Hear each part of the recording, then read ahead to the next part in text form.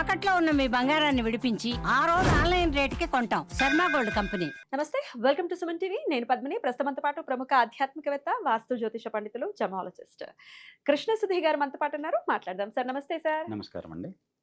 Sir, ఎంత వద్దనుకున్న పాశ్చాత్య పోకడలో మనం ఆ పాశ్చాత్య పోకడి మనతో మమేకం అయిపోయింది అనటంలో ఎటువంటి సందేహం లేదు. ఎందుకంటే న్యూ ఇయర్ అనే ఉత్సాహం ఆల్రెడీ మొదలైపోయింది. వచ్చేస్తోంది న్యూ ఇయర్ అని. సో ఈ న్యూ ఇయర్తో సంబంధం లేకపోయినా మనకి అంటే భారతీయులుగా మనకి ఉగాదితోటే సంబంధం ఉంటుంది, రాశి ఫలాలు ఒకవేళ మనం చెప్పుకోవాలి అనుకుంటే. కానీ ఈ 4 నెలల్ని కూడా అంటే ఏప్రిల్ వరకు కూడా ఈ 2026 ఎలా ఉండబోతోంది, ఆ తర్వాత కూడా ఒకవేళ మీరు చెప్తే గనక డెఫినెట్గా అది ఉపయోగపడుతుంది అనుకుంటే చెప్పండి. డెఫినెట్గా 2026 ఎలా ఉంటుంది యావత్, ఫస్ట్ అసలు మన భారతదేశంలో ఏమైనా ఈ 2026 ఏమైనా ఇంపాక్ట్ని చూపిస్తుందా అనేది ఒక్కసారి ముందు మొదలు పెడదాం. ఆ తర్వాత రాశి ఫలాలు కూడా చెప్తారు కానీ సార్. నమస్కారం. మీకు ప్రపంచవ్యాప్తంగా ఉన్నటువంటి సుమన్ టీవీ వీక్షకులందరికీ కూడా నూతన సంవత్సర శుభాకాంక్షలు తెలియజేసుకుంటూ మీకు కూడా సార్ అది చెప్తే ఏమంటారు అని భయం వేసి చెప్పలేదు. పదుగురాడు మాట పాటి అయి ధరజల్లు. ప్రపంచం మొత్తం ఒక రకంగా వెళ్తుంది. లేదు నేను ఇదే అని చెప్పి కూర్చుంటే, ఇంకొకటి వ్యక్తిగత జాతకాలు చూసేటప్పుడు రాశి ఫలితాలు చెప్తున్నాం కదా, సంవత్సరం మొత్తానికి గ్రహాలన్నీ ఒకే చోట స్థిరంగా ఉండవు. అదేవిధంగా ఎలా అయితే మనం ఉగాదిని సంవత్సరాదిగా తీసుకున్నామో, జనవరి 1ను కూడా సంవత్సరాదిగా తీసుకొని అర్ధరాత్రి 12 గంటల 1 నిమిషాన్ని జన్మలగ్నం కింద లేదంటే వర్ష లగ్నం కింద తీసుకొని దాని ప్రకారం ఫలితాలు చెప్పడం చేస్తున్నాం. తద్వారా కొంతవరకు చెయ్యొచ్చా అంటే, ప్రతి ఒక్క జన్మ పుట్టిందే జన్మలగ్నం అనుకుంటున్నాం. ప్రతి ఒక్క వ్యక్తికి ఇది కూడా చేయొచ్చు, తప్పేం లేదు దాంట్లో. తర్వాత ఇంకోటి ఏంటంటే, ప్రపంచం మొత్తం ఇప్పుడు దేన్నైనా మనం నిర్దేశించట్లా. ఆ నిర్దేశించే దాన్ని శక్తి ఏదో దైవిక శక్తి ఉంది, ప్రపంచవ్యాప్తంగా ఒక శక్తి ఉంది. ఆ శక్తి ఎటువైతే దారి తీస్తుందో ఆ దారిలో ప్రపంచం మొత్తం వెళ్తుంది. నేను వేరే దారి, కొత్త దారి కనిపెట్టాను రండి అంటే అందరూ రాకపోవచ్చు. అలాంటి పరిస్థితులు దైవాంశకులుగా దేవతలు కూడా పుట్టినప్పుడు ఇబ్బందులు పడ్డారుగా చెప్తున్నారు. కాబట్టి ఏంటంటే, ఇప్పుడు మనం ప్రపంచ మార్గంలో పయనిస్తున్నాం. తద్వారా అందరికీ నూతన సంవత్సర శుభాకాంక్షలు తెలియజేయడం మన యొక్క బాధ్యత, కర్తవ్యం. తప్పేమీ లేదు కూడా. సరే, భారతదేశం మీద 2026 ఏమైనా ఇంపాక్ట్ ని చూపిస్తుందా సార్? భారతదేశం ప్రకారం చూసుకున్నట్లయితే ఈ సంవత్సరం 1 తర్వాత 3 సంఖ్యలు ప్రభావితం చూపెడతాయి. 1వ సంఖ్య అధికారాన్ని సూచిస్తుంది, రవికి సంబంధించినటువంటి సంఖ్య. అలాగనే వచ్చేసి 3వ సంఖ్య గురుడిది, దిశానిర్దేశం చేస్తాడు, జ్ఞానం. తర్వాత వచ్చేసేసి మనకి ఒక మంచి మార్గానికి నిర్దేశకత్వం జరుగుతుంది. ఈ రెండిట్లోనూ అధికార రీత్యా చాలా సంచలనాలు ఉంటాయి. ప్రభుత్వాల్లో ఒక రకమైనటువంటి విధానాలు మారేటువంటి అవకాశం ఉంది. ప్రభుత్వాల్లో విధానాలు మారుతాయి. అంటే ఇవాళ వరకు ఎలక్షన్ ఒక విధానంలో జరుగుతుంది. 2026వ సంవత్సరంలో ఆ విధానాల్లో కొన్ని మార్పులు తీసుకొచ్చేటువంటి నిర్ణయాత్మకమైనటువంటి ఒక రకమైనటువంటి నిర్ణయాలు తీసుకోవడానికి, సంచలనాత్మకమైనటువంటి మార్పులు రావడానికి అవకాశం కలిగేటువంటి సంవత్సరం 2026 భారతదేశం ప్రకారం. అది పాజిటివ్గా చూడొచ్చా సార్? గొప్పగా చూడొచ్చు. ఎందుకంటే ఇవాళ అంటే నేను రాజకీయం మాట్లాడుతున్నాను అనుకోకపోతే, ఇవాళ ఈవీఎంతో ఓట్లు తప్పన్నారు, అంతకుముందు బ్యాలెట్ ఓటు తప్పన్నారు. ఎందుకు అంటే ఎవరికి వాళ్ళు బూతులు కబ్జా చేసుకుని వాళ్ళే ఓట్లు వేసుకున్నారు. లేదు ఇవాళ వచ్చేసేసి పైనుంచి ఎవరో నియంత్రిస్తున్నారు, ఆ విధంగా ఈవీఎంలు ఇన్ఫ్లుయెన్స్ అవుతున్నాయి, టెక్నాలజీ నియంత్రణ అంటున్నారు. ఇది తప్పని మాట్లాడుతున్నారు చాలా వాళ్ళు. కానీ ప్రపంచవ్యాప్తంగా కనుక గమనించుకున్నట్లయితే ప్రజాస్వామ్యం ఒక రకంగా అపహాస్యం అవుతున్నదనే దానికి సూచనలు కనపడుతున్నాయి. అది డబ్బుల ద్వారా ఇన్ఫ్లుయెన్స్ జరుగుతుంది, అదేవిధంగా కులం ద్వారా ఇన్ఫ్లుయెన్స్ జరుగుతుంది, మతం ద్వారా ఇన్ఫ్లుయెన్స్ జరుగుతుంది. వ్యక్తి తన ప్రాబల్యంతో జనాల్ని చాలా రకాలుగా ప్రభావితం చేస్తున్నారు, ఆకర్షణకు లోబడుతున్నారు. తర్వాత వచ్చేసి ఇచ్చేటువంటి డబ్బులకు, వ్యామోహాలకు లోబడుతున్నారు, మత్తు మందులకు లోబడుతున్నారు ఓటేసేవాళ్ళు. వాళ్ళకి తెలియకుండా, ఓటు విలువ తెలియని వాళ్ళు చాలామంది ఓటు వేసి, తద్వారా వచ్చేసి ఒక కాలంలో చూడండి కేవలం మేమే దేశానికి స్వాతంత్రం తెచ్చామని కాంగ్రెస్ పార్టీయే గెలుచుకుంటూ వచ్చింది. ఎప్పుడైతే దానికి ఒక రకమైనటువంటి పూర్తి కౌంటర్ వచ్చిందో తర్వాత రకరకాలైనటువంటి మార్పులు వచ్చినాయి. అంటే 18 ఏళ్ళకే ఓటు హక్కు వచ్చింది మొదట్లో, రాజీవ్ గాంధీ టైంలో తీసుకొచ్చారు. తర్వాత వచ్చేసేసి దాంట్లో వచ్చే విధానపరమైన మార్పులు రకరకాలుగా వచ్చినాయి. ఇప్పుడు వచ్చేటువంటి మార్పు ఏంటంటే దేశానికి ఒక మంచి, ఎందుకంటే రవి గురుడు, దేశానికి క్షేమాన్ని కోరేటువంటి అధికారం కూడా ఒక రకమైనటువంటి బాధ్యతాయుతమైన అధికారం రవిది. రవి ప్రతిరోజు ఒకే టైంకి ఉదయిస్తాడు, ఒకే టైంకి వస్తాడు. అంటే తన యొక్క దైనందిన కార్యక్రమంలో మార్పు లేదు, అంటే చాలా పంక్చువల్గా డ్యూటీ చేసేటువంటి వ్యక్తి రవి. గురుడు దేశక్షేమాన్ని, రాజ్యక్షేమాన్ని కోరేటువంటి మంత్రి. కాబట్టి వీళ్ళిద్దరి యొక్క ఆధీనంలో వచ్చేటువంటి సంవత్సరం కాబట్టి ఇది ఒక ప్రపంచానికి భారతదేశం మార్గదర్శకత్వం వహించే విధంగా. అద్భుతం. తర్వాత ఇంకొక విధానం ఉందండి.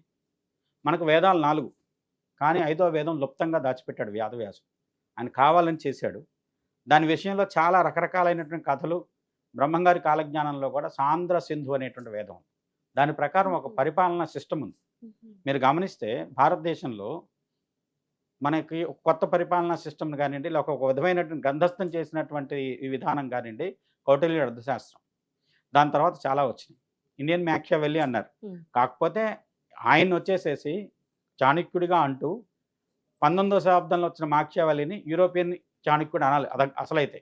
కానీ ఆయన ఇండియన్ మ్యాకియావెల్లీ, ఎందుకంటే మన చదువు విజ్ఞానం మొత్తం కూడా బ్రిటిష్ అవుట్లుక్లో చేసుకుంటున్నాం. తద్వారా ఏంటంటే మనకి బ్రిటిష్ వాళ్ళకి ఏది గొప్ప చెప్తే అదే గొప్పగా అనేటువంటి భావం మన యొక్క విద్యా విధానంలోనే మిడిపోయింది.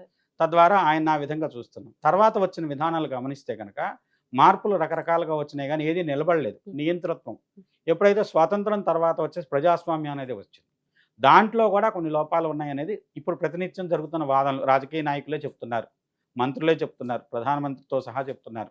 వీళ్ళు ఏదేంట్లో కొన్ని మార్పులు తీసుకురావాల్సిన ఆవశ్యకత ఎంతైనా ఉంది. దానికి సంబంధించిన బీజంగానండి సమూలమైన మార్పు కానివ్వండి 2026 సంవత్సరం తీసుకొచ్చేటువంటి అవకాశం. తద్వారా ప్రపంచానికి ఒక నూతనమైనటువంటి పరిపాలనా విధానాన్ని మనం ఇంట్రడ్యూస్ చేసేటువంటి అవకాశం భారతదేశానికి కలుగుతుంది. సాంద్ర సింధు అనేటువంటి దాని ప్రకారం బ్రహ్మంగారి కాలజ్ఞానంలో కూడా ఆయన ఏం చెప్పారంటే, వృషభాదిగా గురుడు ఒక సంవత్సరానికి 3 రాసుల చొప్పున సంచారం చేస్తాడు. 10 సంవత్సరాలు ఆ విధంగా జరుగుతుంది. ఇది 3వ సంవత్సరం. వృషభం, మిథునం, కర్కాటకం చేశాడు. ఆ తర్వాత మళ్ళీ మేషంలోకి వచ్చాడు. వృషభం నుంచి మేషంలోకి వచ్చాడు, మళ్ళీ వృషభంలోకి వచ్చి మిథునంలోకి వచ్చాడు, మళ్ళీ మిథునం నుంచి వృషభంలోకి వచ్చాడు, వృషభం నుంచి మళ్ళీ మిథునంలోకి వచ్చి మళ్ళీ కర్కాటకంలోకి వచ్చాడు.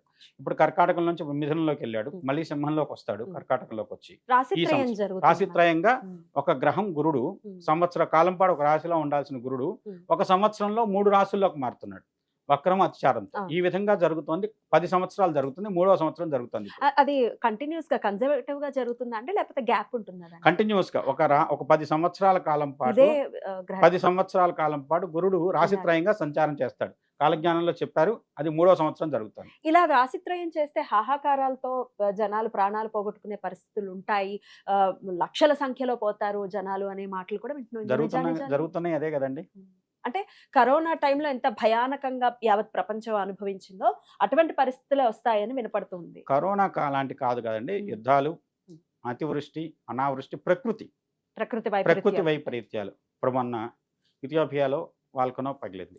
తద్వారా వచ్చే చుట్టుపక్కల ప్రాంతాలన్నీ బాగా ప్రభావితం. భారతదేశం మీద కూడా దాని యొక్క గాలులు వ్యాపించి, ధూళి వ్యాపించి పడేటువంటి ఢిల్లీలో కూడా కొంత పొల్యూషన్ పెరిగింది దానివల్ల అని చెప్పే పరిస్థితి ఏర్పడింది. ఇది ప్రపంచవ్యాప్తంగా జరుగుతున్న మార్పులు. అది భూమిలో వస్తున్నటువంటి, నేచర్లో వస్తున్నటువంటి మార్పులు. ఇవన్నీ సహజంగా జరుగుతున్న ప్రక్రియలో జరుగుతాయి కూడా ఇంకా 3-4 ఏళ్ల పాటు. ఈ సంవత్సరం యుద్ధాలు అనివార్యం అవుతాయి. ఎందుకంటే అంత్యరాశిలో శని యొక్క సంచారం, మీనరాశిలో శని పూర్తిగా మీనరాశిలో సంచారం చేస్తున్నాడు. అదొక దోషం. తర్వాత వచ్చేసి ప్రపంచంలో కొన్ని జాతులు తీవ్రమైన ప్రతిఘటనను ఎదుర్కొంటాయి. వాటి యొక్క ఉనికే ప్రమాదం ఏర్పడేటువంటి పరిస్థితి ఏర్పడుతుంది. అంటే అది వ్యక్తిగతంగా వచ్చేసి వాళ్ళని వీళ్ళని విమర్శించి కొన్ని దేశాలు చూడండి కనుమరుగైపోయే పరిస్థితి ప్రకృతి రీత్యాను యుద్ధాల వల్ల జరుగుతోంది. ఇలాంటి వాటికి అన్నిటికీ కూడా కారణమైనటువంటి గ్రహస్థితి ఇప్పుడు నడుస్తున్నది. కానీ దీంట్లో ఏంటంటే భారతదేశం పాత్ర క్రియాశీలమైంది, నిర్ణయాత్మకమైన పాత్ర. భారతదేశం నుంచి ఒక శాంతి దూత, అవధూత లాంటి వ్యక్తి, అంటే ఇప్పుడు పరిపాలనలో శాంతి దూత కాదు, ఒక మంచి అందరికీ ప్రపంచానికి శాంతిని ప్రసాదించేటువంటి ఒక శాంతి దూత ద్వారా వర్తమానం ప్రపంచవ్యాప్తంగా అందించబడుతుంది. పరిపాలనలో నూతనమైనటువంటి మార్పులకు నాంది పలుకుతుంది. ఎందుకంటే మనకు స్వాతంత్రం ఇచ్చిన తర్వాత బ్రిటిష్ ప్రభుత్వం చాలా దేశాలకు స్వాతంత్రం ఇవ్వవలసి వచ్చింది. ఒక భారతదేశానికి స్వాతంత్రం ఇచ్చిన దానికి ప్రపంచ దేశాలన్నింటిలోని ఇవాళ తర్వాత 1947 తర్వాత ఎన్ని దేశాలకు స్వతంత్రం వచ్చిందో చూడండి.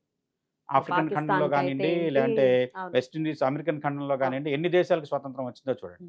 మీరు గనక తెలుసుకుంటే ప్రపంచ దేశాల్లో ఒక రకమైన విప్లవాత్మకమైన మార్పులు జరగడానికి కొంతమంది భారతీయుల యొక్క నిర్ణయాలు కానివ్వండి, వాళ్ళ యొక్క క్రియాశీలక పాత్ర కానీ ఎంతైనా గొప్పగా ఉందని చెప్పచ్చు. ఇప్పుడు ఎంఎన్ రాయ్ లాంటి వాళ్ళు ఉన్నారు. మెక్సికోలో ఫ్రీడమ్ ఫైట్ చేసి ఇక్కడ కమ్యూనిస్ట్ ప్రభుత్వాన్ని, వరల్డ్లో ఫస్ట్ కమ్యూనిస్ట్ ప్రభుత్వం బికాజ్ ఆఫ్ ఎంఎన్ రాయ్.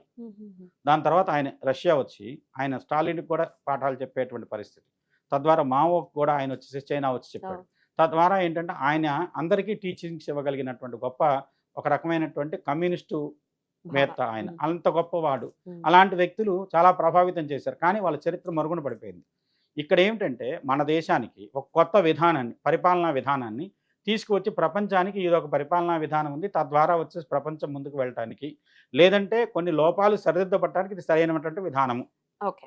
అదొకటి ఖచ్చితంగా రాబోతోంది. ఎకానమీ ఎట్లా ఉండబోతోందండి ఇండియన్ ఎకానమీ? ఇండియన్ ఎకానమీ చాలా ప్రముఖ స్థాయికి చేరుకుంటోంది. దాంతో పాటు ఈ దేశంలో కొన్ని అసమతుల్యమైన పరిస్థితులు కూడా నిర్మూలించబడుతున్నాయి. ఓకే. ఎందుకంటే అండి ఇవాళ జరుగుతున్న దాంట్లో ఎన్ని చెప్పినా ధనవంతులు ధనవంతులే, పేదవాళ్ళు పేదవాళ్ళే. కాకపోతే ఇక్కడ గురుడు రవి తర్వాత ఇంకొక విశేషం ఏంటంటే వాణిజ్యానికి ఈ సంవత్సరం 5 నెంబర్ ఏదైతే సంఖ్య ఉందో బుధుడికి సంబంధించినటువంటి ప్రాధాన్యత విపరీతంగా ఉంటుంది. వాణిజ్యం ఇక్కడ వస్తువులు అక్కడ వస్తువులు ఇక్కడ త్వరగా మార్కెట్ చేసుకోగలుగుతారు. అతి త్వరగా ప్రపంచ మార్కెట్ ప్రభావితం అవుతుంది. బిజినెస్ చాలా అద్భుతంగా జరుగుతుంది. పుంజుకుంటుంది. వాణిజ్యపరమైనటువంటి వ్యవస్థలు చాలా అతి శీఘ్రంగా ఫలించే విధంగా ఉంటాయి. Right. దాంతోపాటు వచ్చేసేసి ఫార్మా రంగం ఏదైతే మనకు మందులు ఔషధులకు సంబంధించినటువంటి రంగం ఏదైతే ఉందో కొన్ని అద్భుతమైన ఆవిష్కరణలు జరుగుతాయి. గురుడు ఆయుక్కారకుడు. అంటే మన జీవితంలో స్పాన్ ఎంత ఉంటుందో చెప్పడానికి గురుడు శని ఇద్దరు. శనిని అసలు ఆయుక్కారకుడు అంటాం, గురుడు జీవుడు అంటాం. అదేవిధంగా వస్తే రవి ఏంటంటే ఆరోగ్యకారకుడు. ఆరోగ్యం బాగుందనుకోండి మన యొక్క ఆయుర్దాయం గ్రహాయుర్దాయం 120 సంవత్సరాలు. అదేవిధంగా వచ్చేసి మీకు మామూలుగా 60 కలవ షష్ఠి ఎవరైతే 60 బతికితే అంత పూర్ణాయుర్దాయం కిందే లెక్కించుకోండి అని చెప్తాం. కానీ ఈ ఆయుష్ను పెంచేటువంటి ఔషధాల ఆవిష్కరణలు జరిగే అవకాశం 2026 కలిగిస్తుంది. దాంతోపాటు ప్రపంచంలో ఉండేటువంటి ఇతర గ్రహాలతో సంబంధాలు మెరుగవుతున్నాయి. అంటే ఎలియన్స్ అంటున్నారు, లేదంటే వచ్చి అంతరిక్ష వాసులు అంటున్నారు. వాళ్ళ ద్వారా వచ్చేసి కమ్యూనికేషన్ సిస్టమ్ బలీయమైనటువంటి కమ్యూనికేషన్ సిస్టమ్ ఏర్పడటానికి 2026 వేదిక కాబోతుంది. దాంట్లో ఆవిష్కరణలు కూడా భారతదేశం నుంచి కానీ ఒక ప్రముఖ భారతీయుల నుంచి కానీ ఏర్పడేటువంటి అవకాశాలు ఉన్నాయి. ఏ విధంగా భారతదేశ ఘనత ప్రపంచవ్యాప్తంగానూ గుర్తింపు పొందేటువంటి అవకాశం. ఇవాళ వరకు ప్రపంచాన్ని మేమే నడిపిస్తున్నాం, మేము మనక నడిపించకపోతే ప్రపంచం అంతా మొగబోతుంది, ప్రపంచానికి దిశా నిర్దేశం మేమే అనుకునే దేశాలన్నీ కూడా చతికిల పడుతున్నాయి. ముఖ్యంగా అమెరికా లాంటి దేశాలు మొహమాటం లేకుండా మాట్లాడుతున్నారు. దేశానికి అతి తీవ్రమైనటువంటి గడ్డు కాలం అది ప్రకృతి రీత్యా అని చెప్పచ్చు. ముఖ్యంగా తర్వాత ఆ దేశాధ్యక్షుడికి గండకాలం. గత సంవత్సరం కొంత గండకాలం నడిచింది, ఈ సంవత్సరం కూడా అత్యంత గండకాలం అని చెప్పచ్చు. ఎందుకంటే గత సంవత్సరం ప్రభావితం చేసేది కుజుడు, ఈ సంవత్సరం ప్రభావితం చేసేది రవి గురుడు. కాబట్టి ఎప్పుడైతే రవి గురుల యొక్క ప్రభావం మన మీద ఉందో ఒక రకంగా వ్యామోహాలకి కాలం చెల్లుతుంది అని చెప్పచ్చు. అంటే ఓట్లు డబ్బులు ఇచ్చి కొందాం, లేదంటే వచ్చేసి వీళ్ళ ఈ రకమైనటువంటి తాయితాలతో వీళ్ళని మభ్యపెట్టవచ్చు అనేటువంటి విధానాల్లో వచ్చేటువంటి మార్పులు ఎందుకంటే ఒక పరాకాష్ఠకు వచ్చిందని చెప్పొచ్చు. ఇవాళ ఒక ఎన్నిక ఒక ఎమ్మెల్యే దాదాపు వచ్చేసి 25 కోట్లు 50 కోట్లు ఖర్చు పెట్టేటువంటి స్థితిలో ఉన్న పరిస్థితుల్లో ఇలాంటి స్థితికి ఎందుకంటే పరాకాష్ఠ ఇంకేం లేదు. కాబట్టి దీని నుంచి ఒక నూతనమైనటువంటి విధానాలకి ఆవిష్కరణకు ఎంతైనా మార్గం దోహదపారి అవుతుందని చెప్పచ్చు. అద్భుతం. అయితే ఇంకొక పాయింట్ కూడా ఉందండి. టాక్ ఆఫ్ ది టౌన్ ఇది గోల్డ్ రేట్స్ ఏవైతే ఉన్నాయో ఆకాశాన్ని అంటుతున్నాయి. గురువుతో సంబంధం ఉంటుంది ఖచ్చితంగా గోల్డ్కి. మరి గోల్డ్ ఎలా ఉండబోతుందండి, దాని రేట్స్ ఎట్లా ఉంటాయి 2026లో? ప్రపంచవ్యాప్తంగా గోల్డ్ కానివ్వండి, వెండి కానివ్వండి, రాగి కానివ్వండి కూడా ఈ మూడిటికి విలువ పెరుగుతుంది. ఇంకా విలువ పెరుగుతుందా? కొనుక్కు పెట్టుకున్న వాడైతే బానే ఉంటాడు, కొనలేని వాడి పరిస్థితి ఏమిటి? అంటే ఇక్కడ ఒకటండి, ఇప్పుడైతే రవి గురుడు ఇద్దరు ప్రభావితం చేసేది ఈ రెండింటిని. వెండి ఏంటంటే మీకు కొంత వెండికి ఏంటంటే బంగారంతో పాటుగా దాని చెల్లెల్లాగానే దాని వెనకాల పయనిస్తూ ఉంటుంది. సహజంగా ఇక్కడ ఏంటంటే వెండికి సంబంధించిన దాంట్లో గత సంవత్సరం చాలా పెరుగుదల చూసాం. ఎందుకంటే చంద్రుడి ప్రభావం ఉంది గత సంవత్సరం. ఎందుకంటే మొత్తం కూడితే వచ్చే చంద్రుడు, తర్వాత చంద్రుడి ప్రభావం ఉన్న కారణం చేత వెండికి విపరీతమైనటువంటి ఆవశ్యకత పెంచారు. ఆ ఆవశ్యకత ఈ సంవత్సరం కూడా కంటిన్యూ అవుతుంది. దాంతోపాటు బంగారం రేట్లు, ఎందుకంటే గురుడు పునర్వసు నక్షత్రంలోనే ఉంటున్నాడు, సొంత నక్షత్రం. తర్వాత వచ్చేసేసి ఆయన మారేది వచ్చేసి కర్కాటక రాశి ఉచ్చకి వెళ్తాడు, ఇంకా రేటు పెరుగుతుందని చెప్పచ్చు. మీ అందరికీ బాధ ఉండొచ్చు, ముఖ్యంగా ఎవరైతే ఆభరణాలు అంటే ఇష్టంగా ఉన్నారో వాళ్ళు బాధపడతారు కొనాలి అనుకుంటే. మరి సింహంలోకి వచ్చిన తర్వాత ఏమైనా తగ్గుతుంది? సింహంలోకి వచ్చిన తర్వాత కొంత తగ్గుదల కానివ్వండి, లేకుంటే ఒక రకమైనటువంటి కంటిన్యూటీ స్టేబుల్ అంటే ఉండేటువంటి అవకాశం. అద్భుతం అండి. ఎట్టకేలకు మంచి పొజిషన్ లో ఉండబోతుంది ఇండియా, ప్రత్యేకించి 2026లో అని చెప్తున్నారు. అదొక శుభ పరిణామంగా ఖచ్చితంగా చూడొచ్చు. అయితే ఆరోగ్యానికి సంబంధించి లేకపోతే ఇట్లా విపరీతమైనటువంటి చావులు ఉండే పరిస్థితి ఉంటుంది అని అంటున్నారు కాబట్టి జాగ్రత్తలు ఎవరికి వారు తీసుకోవాలి అనేది అర్థమవుతుంది. అది ఎలా తీసుకోవాలి అనేది సపరేట్గా వ్యక్తిగత జాతకాలని అనుసరించి తీసుకోవాలి. అలాగే రాశి ఫలాలు కూడా అందిస్తారు కాబట్టి మీ రాశుల్ని బట్టి మీరు చూడొచ్చు. ఇక ప్రపంచానికి సంబంధించి 2026వ సంవత్సరం ఎటువంటి ఫలితాలను ఇస్తోంది అనేది నెక్స్ట్ వీడియోలో మీరు చెప్తే ఖచ్చితంగా తెలుసుకుంటాం. Thank you so very much. నమస్తే. నమస్కారం.